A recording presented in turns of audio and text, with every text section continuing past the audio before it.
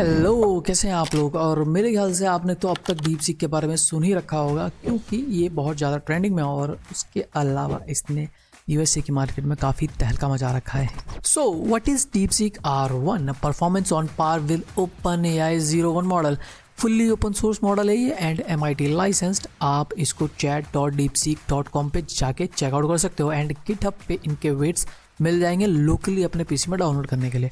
मैंने DeepSeek R1 से 2 languages में गेम बनवाने की कोशिश की है। पहली है पाइथन और दूसरी है जावास्क्रिप्ट।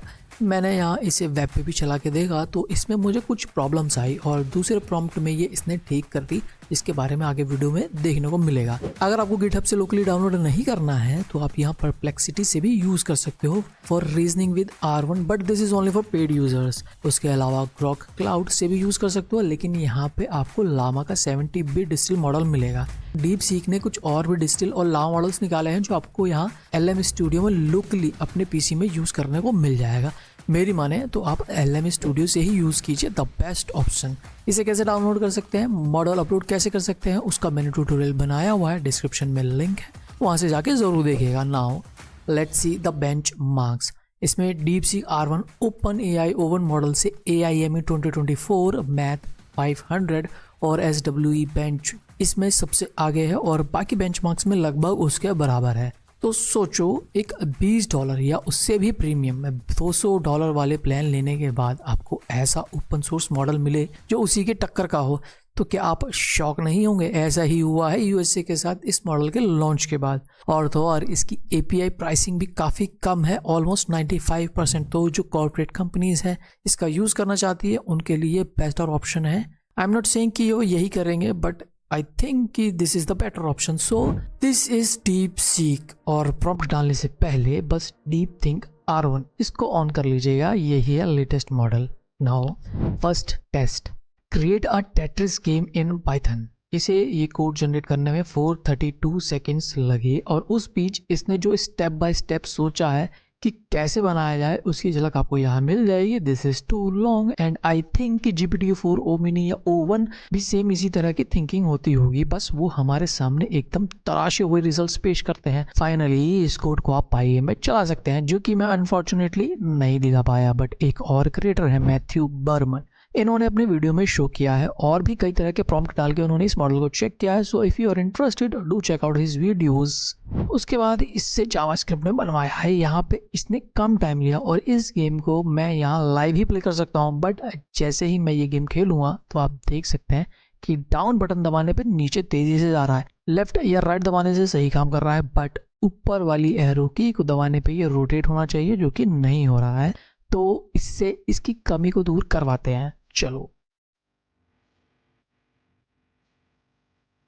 नाउ ये रेडी हो गया। Now let's run this HTML and play the game. So दोबारा प्ले करके देख लेते हैं। Score 0, left left right right up, rotating, well and good. चलो जल्दी से एक पूरी की पूरी लाइन बनवा लेते हैं इससे। This that no no no no no. Okay okay okay okay okay okay okay okay. अच्छा मैं बोलूँगा नहीं। Yes done. स्कोर 100, सीधा स्कोर सीधा 100 का ही। अगर मैं देखूं इस गेम को ख़त्म करने के लिए, चलो ठीक है मैं बिल्कुल एकदम नीचे लेके आता हूँ। Game over, score 100। तो ये है हमारा रन HTML, जो मैंने HTML पे आपको create a Tetris game in Python बना के दिखाई थी। तो चलो इससे एक नया क्वेश्चन दे के देखते हैं। लेट्स सी, ये रीजनिंग का क्वेश्चन है, इसको किस तरीके से सॉल्व करेगा। In a certain code language railway is written as jail, how is station written in that code. Let's see, thinking, it is thinking. Okay, so I need to figure out how the word station is encoded based on example given where railway become this. First let's write out the letters. इसका सही answer मैं अभी बता देता हूँ। इसका सही answer है C, ZTITOSB। लेट्स सी ये कंक्लूजन पे कितनी देर में आता है और क्या सही आता भी है या नहीं आता है। फाइनली इसने आंसर दे दिया है, दैट इज मिडिल लेटर्स में। So perhaps option C is the right answer. अभी भी ये कंक्लूजन लिख रहा है और इसने इतनी थिंकिंग करी, thinking thought for 522 seconds. So the right answer is C। और इसका जवाब देने में इसने समय लिया है 522 सेकेंड, अप्रॉक्सीमेटली 8 मिनट। एटलीस्ट जवाब तो दिया। एक और क्वेश्चन है जो मैं इसको देना चाहता हूँ, देखता हूँ ये कितनी जल्दी करेगा। Pointing to a man, Anita said he is the father of my brother's only sibling, how is the man related to Anita. This should be a simple question, इसको थोड़ा आसानी से कर लेना चाहिए। तो अभी टेस्टिंग के टाइम पे मुझको ये बता रहा है the server is busy, please try again later, let's regenerate. और वहीं पे मैं आपको क्रॉक में दिखाना चाहता हूँ कि यहाँ पे यही क्वेश्चन कितना फास्ट ये आंसर देता है या नहीं देता, क्योंकि ये यूज़ कर रहा है DeepSeek R1 distill Llama 70B model. So fast होना चाहिए क्योंकि क्रॉक फेमस है अपनी स्पीड के लिए, लेटेंसी के लिए। ये तो बीच में ही रुक गया। I think there is a limit. Max completion tokens, let's maximise it.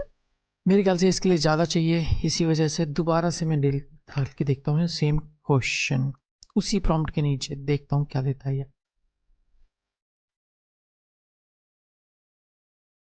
यहाँ पे मैंने मैक्स कंप्लीशन टोकन्स कर दिए। Answer is C. That's impressive. जो आंसर है प्रिसाइज है, शॉर्ट है, थिंकिंग उतनी ही लगी है। अगर मैं इसको देखूँ तो स्टूडेंट्स इसको आसानी से समझ सकते हैं। मेरे को तो नहीं समझ में आ रहा है, बट एक चीज़ कहना चाहूँगा, क्रॉक क्लाउड पे अगर आप DeepSeek R1 distill Llama 70B model use करते हो तो इट विल बी फास्ट। और same Perplexity, let's switch on to Pro reasoning with R1, same question, copy paste, and what will be the answer. Let's see कुछ हुआ कि नहीं हुआ। कर रहा है researching reasoning with R1 beginning analysis. Okay, let's figure out. Perplexity पे भी ये काफ़ी स्लो चल रहा है। और जहाँ तक हमने ग्रॉक क्लाउड में देखा, यहाँ पे काफ़ी फास्ट है। सेम क्वेश्चन मैं यहाँ पे कॉपी पेस्ट करता हूँ और हो यहाँ पे कंट्रोल दबाने पे एंटर नहीं होता। Okay, what is the right answer? The right answer is father, जो कि सही जवाब है। आप पढ़ सकते हैं, यू कैन रीड इट। पूरी रीजनिंग क्या है इसमें। The server is busy. यहाँ प्लेग्राउंड ग्रॉक क्लाउड में आपको स्पीड काफ़ी अच्छी मिलेगी। यहाँ पे तो सर्वर बिजी है। मैं अपनी प्रीवियस चैट में जाके आपको दिखा देता हूँ। तो कल मैंने इसको एक और क्वेश्चन दिया था, वो ये था, the mean weight of 16 students of a school is 40 kg, if the weight of the teacher be included the mean rise by 2 kg, so find the weight of the teacher. And it thought for 21 seconds. 21 second सोचने के बाद इसने जो answer दिया, that is the correct answer, 74 kg। और उसी के साथ मैंने इससे एक क्वेश्चन ही पूछा, tell me about the Taiwan status as an independent country. और इसने मुझसे कहा कि हम इस अप्रोच के बारे में नहीं जानते हैं, आप मुझसे खाली मैथ, कोडिंग और लॉजिक प्रॉब्लम बताओ। तो ये है सेंसर्ड। ताइवान का स्टेटस पूछेंगे तो आपको नहीं बताया। नाउ परप्लेक्सिटी ने भी शायद आंसर दे दिया और इसकी ये आया है रैपिंग अप एनालिसिस, और ये अभी भी आंसर दे ही रहा है। तो ये था आपका DeepSeek। आप यहाँ से जाके chat.deepseek.com से सर्च कर सकते हैं। Now let's move on to the controversial question की एनवीडिया का शेयर इतना नीचे गिरा तो क्यों गिरा। नाउ मेरा अनुमान है खाली, क्योंकि काफ़ी सारे सोर्सेज को पढ़ने के बाद मैंने ये पाया है कि ये पूर्णतः सत्य नहीं है कि एनवीडिया DeepSeek की वजह से ही गिरा है। खाली ये मेरी हाइपोथेसिस है, बाकी आप सुन लीजिएगा। क्योंकि DeepSeek R1 है, जिस मॉडल पे बेस्ड है वो है DeepSeek वर्जन 3, जिसे 2.788 मिलियन आवर्स ट्रेन किया गया है H800 GPUs पे, Hopper 800। So according to Perplexity, GPT-4 को ट्रेन करने के लिए लगभग 54 मिलियन से 60 मिलियन आवर्स लगे थे, वो भी 25,000 NVIDIA A100 GPUs पे। तो अगर कंपेयर करें इन दोनों को तो DeepSeek के पास कम कंप्यूट पावर है। ऐसा इसलिए क्योंकि USA ने कुछ रेस्ट्रिक्शंस लगाई हुई हैं चाइना पे, इसलिए NVIDIA ने स्पेशली H800 जो कि A100 से कम पावरफुल है, इन्हें भेजा था चाइना। और इतने में ही GPT-O1 के बराबर का मॉडल तैयार कर देना अपने आप में ही काफ़ी बड़ी बात है। And according to this tweet, DeepSeek की पेरेंट कंपनी का ये साइड प्रोजेक्ट था। इसमें काम करने वाले कुछ स्मार्ट गाइज जो कि मैथ्स में टॉपर हैं, उन्होंने माइनिंग और ट्रेनिंग पर्पसेस के लिए यूज़ किया था इसे, उससे ही इन्होंने इसे ट्रेन करवाया है। Now let me be clear, यहाँ हम चाइना की बात कर रहे हैं जो बात छुपाने में काफ़ी माहिर है, तो आप समझ ही जाइए इसमें कितनी सच्चाई हो सकती है। लेकिन एनवीडिया के स्टॉक्स क्यों गिरे? शायद लोगों को लगा कि अगर इतनी कम पावर में इतना बेहतरीन मॉडल रेडी कर सकते हैं तो इतना ज़्यादा पैसा लगाने की क्या ज़रूरत। क्योंकि अभी रिसेंटली स्टारगेट प्रोजेक्ट अनाउंस हुआ था जिसमें $500 बिलियन इन्वेस्ट करने की बात हुई थी। तो सडनली इस एक मॉडल की वजह से ये क्यों गिरा? लोग हैं कुछ भी बहाना ढूंढते हैं किसी को गिराने का।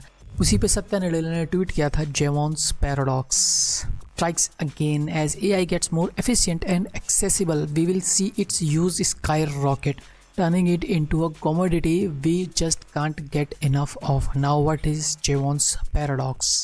This is the official definition. So basically जब कोई टेक या रिसोर्स सस्ता हो जाए तो इसका इस्तेमाल ज़्यादा बढ़ेगा, तो रिसोर्स सस्ता हुआ उसकी वजह से डिमांड बढ़ी और डिमांड बढ़ने की वजह से उस रिसोर्स या टेक को और बनाना पड़ेगा जिससे उसका खर्चा बढ़ जाएगा कम होने की जगह। आई होप कि आप समझ गए होंगे। So the gist is come power वाले GPU से बने इस मॉडल की वजह से लोग सस्ते या कम पावर वाले GPU नहीं खरीदेंगे बल्कि और पावर वाले GPU खरीद के इस लेस कंप्यूट वाले मॉडल को और अच्छे से यूज़ करेंगे, जिससे NVIDIA के GPU का फ़ायदा ही होगा इन फ्यूचर। ये मेरा मानना है, आपका मानना अलग हो सकता है। So that's it for today. Please do like share and subscribe, इससे मेरी काफ़ी हेल्प होगी। सो मिलते हैं अगली वीडियो में। सी यू लेटर एलिगेटर।